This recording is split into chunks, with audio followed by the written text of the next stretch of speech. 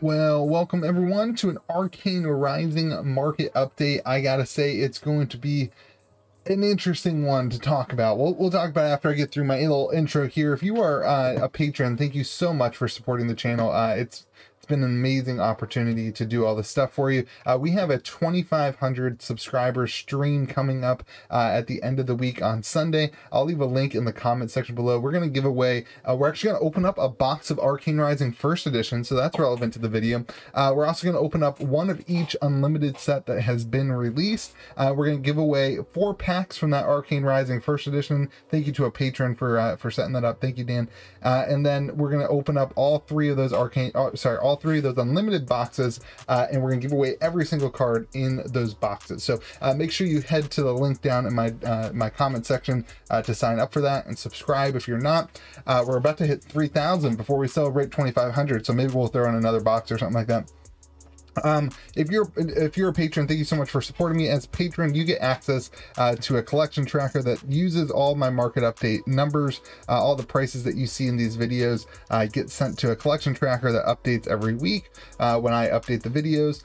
So thank you so much for being a patron. That's at patreon.com/KitchenTableTCG. It's just $5. It also gets you a discount code, a 10% off every month discount code for Midtown Merchant. Mitch over there runs a great store. If you're not a patron, you can use the code Be Kind to save $5 off your first order of $50 or more. And then I do have a TCG player affiliate link, which is in the description of all my videos. So if you want to support the channel, that's how you do that. Make sure you join us on Sunday at 8 p.m. Eastern Standard Time for our celebration of hitting 2,500 subscribers. So let's talk about this Arcane Rising and see what's going on. First of all, we'll talk about First Edition here in a little bit. Let's talk about Unlimited. I do want to say one thing. Unlimited seems okay. It seems like there are plenty of players that are hopping in. Some of the key staples are up in price, which is a really, really good sign for the game. So I think the game is in a really good place. The question is the market in a good place? Is the collectible market in a good place? And we'll talk about that a little bit in this video and a little bit in later videos, and then also on my podcast as part of my expensive tier on the Patreon. But yeah, so box prices still sitting at $92. You know, I think, you know, this is current, but there are sold listings at $92. I think that you'll see $80 boxes here in a couple weeks when Arcane Unlimited hits the shelves again. So not really anything to talk about there. The Eye of Ophidia seems to have caught wind that there is a reprint coming, and it's gone kind of from its up at high. You know, this card at its highest peak is always around 700, and at its lowest valley is always around 500. So whenever we get word of a reprint coming, people tend to sell their fables, and you know, that's what happens. There's word of a reprint coming, so 480, 512. Not sure what that one went from. For 500 seems to be right where the Eye of Ophidia is for the Unlimited. That is down from last week. Obviously our high was at 700, but this is how those fables work. This is how the heart works. This is how the eye works. When the print run is fluid and there's tons of product, the box, the fable lands at like 500. When the print run dries up, it goes up to around 700. So looking at the legendaries, this is where I'm saying a lot of players are entering the fold. The Arknight Skullcap is up, which and that is really the chase, you know, other than the eye, obviously the fable, that is really the chase playable card in this set, the Arknight Skullcap. It's used in I mean, I can't really think of decks that it's not used in as like a, you know, a equipment slot, you know, to put in against the right deck. So it's used in tons of decks. So when this card is up, it suggests that there's an influx of new players who need the card. So 260 on the Skullcap. You know, the other ones are kind of sitting about the same, not really moving much. Storm Striders is actually down, but that Skullcap going up to 260 really hits this legendary average and pushes it up 4% for an average of $140 per legendary. So it'll be interesting to see like what the Tunic's doing tomorrow in the WTR video, because I'm guessing that it's similar, as that's like the other card that is, you know, needed in almost every deck. So let's go over to the Majestics, and you'll see the same is true for Command and Conquer. You know, not necessarily in the rainbow foil, but we'll talk about the non-foil version being hot. You know, it's not, sorry, it is not hot compared to last week, but it's holding the price that it was last week. which is the important part, and we'll talk about that in a minute. But the rest of the cards just down about 2%, but they're still holding value. Actually, Art of War, the rainbow foil is up, and keep in mind this is a snapshot, so there's actually some that sold Command & Conquer rainbow foil for 110, 105 this week, but there's currently one on TCG Player for 98. So when I pull my data, I just kind of use the whatever the price is available right now, or if there's no, if there's a price that's $140 but one sold for 110, then that's the price. The lowest kind of the last week is usually what I end up taking. So or the average of the last week. Anyway, there's one currently available for 98, so that's the market price. You can buy it on the market for 98 bucks. Art of War for 77. This is all snapshot is what I'm trying to say. All in all, these cards aren't dipping at all because players are playing the game, and these are not investable assets. These are just things that are being used. So the Majestics. So what I'm trying to say here is that like Command & Conquer jumped up to 80, and it's holding at around that price, around the $75 to $80 range. Art of War jumped up to 50, and it's holding. It's actually going up. So this means that players are hopping in to play the game because these are those generic cards. They're in a lot of decks. Let me zoom in a little bit for you guys. Sorry, I meant to do that earlier. And the other cards are a little bit soft, but these are cards that are not played as much. They're not the generic ones. When a new set comes out, when new characters are out, these cards are all going to kind of fluctuate. So average Majestic non-foil is sitting at $19.85. All right, let's talk about the super rares. The rainbow foil ones, they're down 11% this week. The rainbow foils are always interesting. They either hop up a lot or they jump down a lot. You're up 10%, you're down 10%, you're down 12%. That's kind of what they do. They don't move slowly. They kind of spike up and down. All in all, nothing really to write home about, nothing really to talk about that's super interesting. Your average is sitting at $3.50. That seems to be run of the mill for those rainbow foils. And for the non-foils, we are at an average of $2.38, which is also down. We had a huge up week 2 weeks ago, and we're just starting to see some retracements here. Just keep in mind on the rares and the commons, I just use TCG low. So on TCG low, on the rare rainbow foils, we're at $1.01. Nothing really important there. And on the regular rares, if you really care, we're sitting at just about 17 cents, which is actually up a little bit. The common rainbow foils, there actually is some value in these. You've got your equipment slots that have some value, $1 or $2. So that is kind of important to keep that in mind when you're talking about the EV. You're at 63 cents each. Just keep in mind a lot of that's going to be lower value stuff. So let's talk about the EV. In every box, you're going to get 42 rares. You're going to get 4 foil rares. You'll get 4 super rares, 1 foil super rare, 2 majestics. In every 4 boxes, you'll get a foil majestic, and every 4 boxes, you'll get a legendary. And then 1 in 40 boxes has a chance at hitting a fable. That means if you open 40 boxes of this set, you will be having an average of around $119.55 per box. If you're just opening 1 box, it's really important to keep in mind you're not going to hit some of those high value cards, so your average would be more like $71 a box. A master set is sitting at just over $1,900. So let's go ahead and look at where this compares compared to last week. We were just down 3% compared to last week, and we were actually up last week. So a little bit of retracement all in all in the market. And let's look at the top 10 cards, loser gain value. Tekla Core Rainbow Foil going up 25%. Arknight Skullcap, we talked about, going up 20%. Induction Chamber going up 11%. The non-foil gainers, Maximum Velocity up 25%. Arknight Ascendancy up 11%. And 3 of a Kind up 10%. The cards that lost the most value, looking at the foil losers, Lesson in Lava Rainbow Foil lost 53%, Tome of the Arknight lost 33%, and Ninth Blade of the Blood Oath losing 33%. And then the non-foil losers, Induction Chamber down 45%, Blazing Aether down 25%, and Mordred Tide down 25%. All right, let's go ahead and talk about Arcane Rising First Edition. Now, let me just say this. I hold very little Arcane Rising First Edition. I do own an Eye of Ophidia. Now, I own some of the common culprits. I just want to kind of be, because what I'm going to say here, there is nothing to worry about in my mind on this game right now. If we saw, I'm going to do a whole podcast about this, but if we saw lots of cards on the market, then that would be something to be worried about. There is nothing on the market. There's nothing selling, which is, you know, whatever. No one's buying cards, but nobody's selling cards. I mean, there's just nothing. I looked up sold listings, and then I went another step and looked up current offerings on stuff.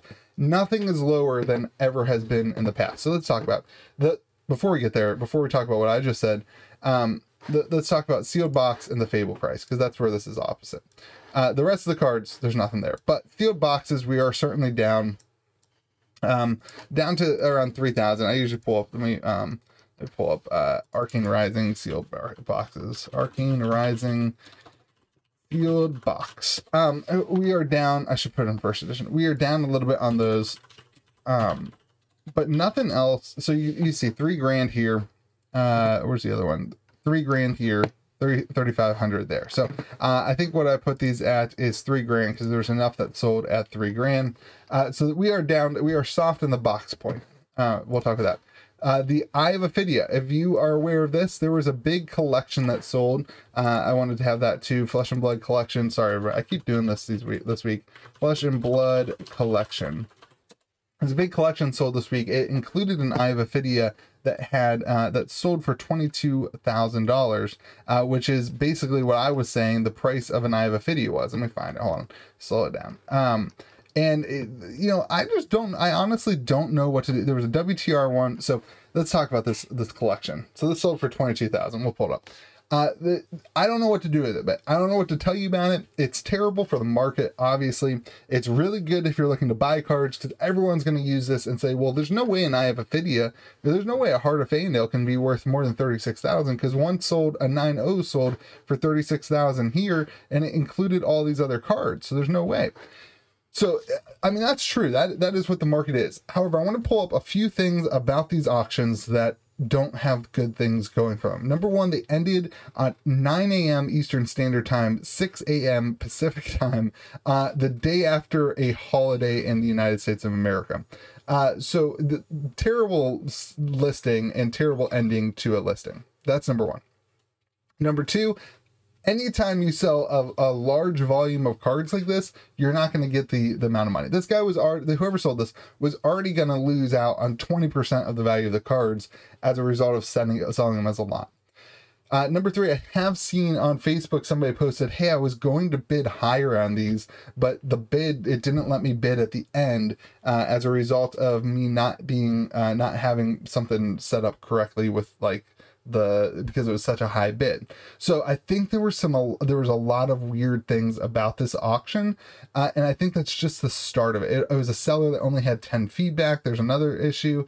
Again, a lot of people have money in crypto. I don't want to make excuses. I just want to say I'm not worried about, I know a lot of people are going to ask me, I'm not worried about these auctions. So I am going to include this in the cost because that's what I do. I use sold listings. So this sold for $22,500, and in it was a 9-0 Eye of Ophidium, a couple of 9-5s. I mean, it's crazy.